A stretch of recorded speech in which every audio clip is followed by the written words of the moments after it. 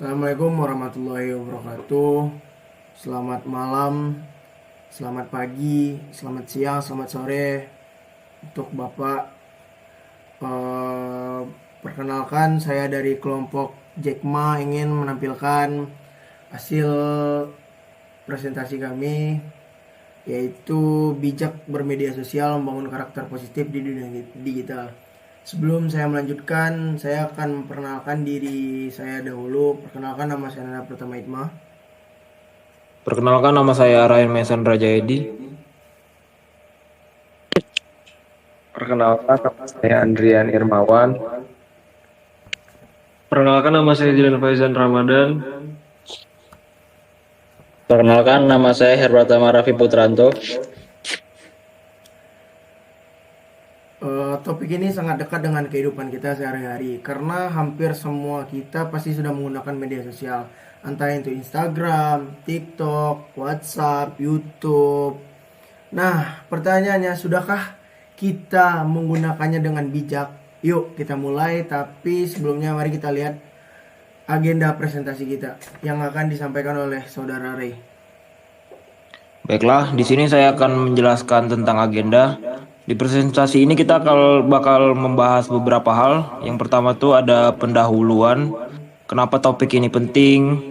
Terus yang kedua tuh ada kajian pustaka, seperti teori dan penelitian yang relevan. Dan yang ketiga tuh ada metode riset yang kita pakai. Keempat ada pembahasan dampak teknologi digital. Dan terakhir adalah kesimpulan dan saran.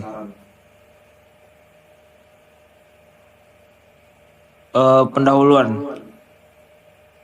Media sosial itu punya pengaruh besar ke cara kita belajar, bersosialisasi, bahkan membentuk identitas diri kita. Di satu sisi ada baik manfaat seperti akses informasi dan kreativitas, tapi di sisi lain ada juga resiko seperti hoax, cyberbullying, dan masalah privasi. Jadi tujuan dari pembahasan ini adalah supaya kita bisa lebih bijak dan bertanggung jawab dalam menggunakan media sosial. Baiklah, untuk kajian pustaka akan disampaikan oleh rekan saya, yaitu Andrian Irmawan.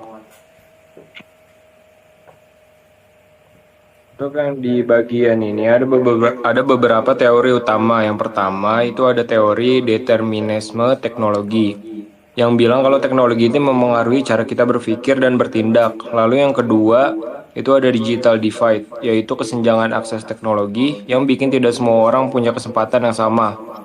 Lalu yang ketiga itu adalah literasi media, yaitu kemampuan di mana kita memahami dan menyaring informasi. Selain itu, dari penelitian sebelumnya juga ditemukan bahwa teknologi digital bisa meningkatkan ekonomi, tapi juga bisa mempengaruhi perilaku remaja dan mempercepat penyebaran hoaks. Selanjutnya, dilanjutkan dengan rekan saya, itu Zidan Faizan. Yang habis itu ada metode riset atau tinjauan literatur. Jadi dalam ini tuh kita mengumpulkan data dari berbagai sumber seperti jurnal, buku, laporan resmi, dan artikel terpercaya.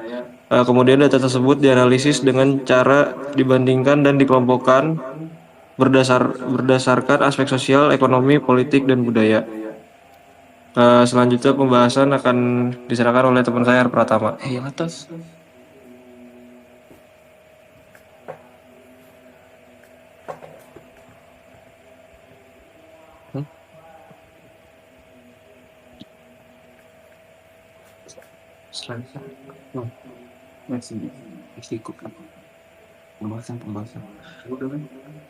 Lalu ada pembahasan. Teknologi digital punya dampak besar di berbagai aspek.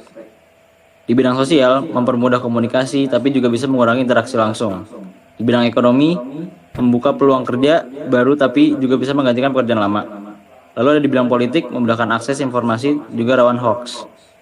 Lalu di bidang budaya bisa memperkenalkan budaya lokal tapi juga membawa pengaruh budaya asing. Lalu selanjutnya ada resiko dan solusi. Pertama, privasi, jadi kita harus hati-hati dalam membagikan informasi. Kedua, hoax harus dibiasakan cek fakta sebelum percaya atau menyebarkan. Ketiga, ada cyberbullying. Kita harus berani melapor dan tidak ikut menyebarkan hal negatif. Lalu yang terakhir, kita juga harus mulai membuat konten yang positif dan bermanfaat. Selanjutnya akan dilanjut oleh saudara Nanda. Itu untuk aktivitas kelas interaktif yang mungkin kita lakukan dengan melakukan format talk show. Itu tuh siswa berperan sebagai pembawa acara, pemirsa fakta, pembuat konten rekaman 10 menit untuk YouTube atau TikTok sesuaikan agar cocok dengan platform. Nah, itu akan kita bagi menjadi 3 segmen. Segmen pertama itu perkenalan singkat dan aturan. Segmen 2 latihan pemeriksaan fakta. Segmen ketiga membuat postingan positif. Lanjut. Next. Nah, mungkin kita sudah sampai di bagian terakhir, yaitu kesimpulan dan saran. Berdasarkan seluruh pembahasan yang telah kami sampaikan, dapat disimpulkan bahwa teknologi digital memiliki dampak yang sangat besar terhadap kehidupan kita, meliputi aspek sosial, ekonomi, politik, dan budaya. Teknologi digital memberikan banyak manfaat, mempermudah komunikasi, membuka peluang ekonomi baru, dan mempercepat akses informasi. Namun, di sisi lain, ia juga memberikan resiko seperti ketergantungan, penyebaran hoaks, dan pengaruh budaya asing. Oleh karena itu, penggunaan teknologi digital harus dilakukan secara bijak dan bertanggung jawab agar manfaatnya bisa kita rasakan dan maksimal. Nah, saran dari hal tersebut adalah untuk meminimalisir dampak negatif teknologi digital diperlukan upaya dari berbagai pihak. Masyarakat, khususnya pelajar, diharapkan dapat menggunakan media sosial dengan bijak, kritis, dan bertanggung jawab. Selain itu, untuk meningkatkan literasi digital agar mampu memilah informasi yang benar dan menghindari penyebaran hoaks, pengguna juga perlu menjaga privasi serta jejak digital dalam aktivitas online. Dengan demikian diharapkan teknologi digital dapat dimanfaatkan secara positif untuk mendukung kehidupan yang lebih baik sesuai dengan prinsip bijak bermedia sosial.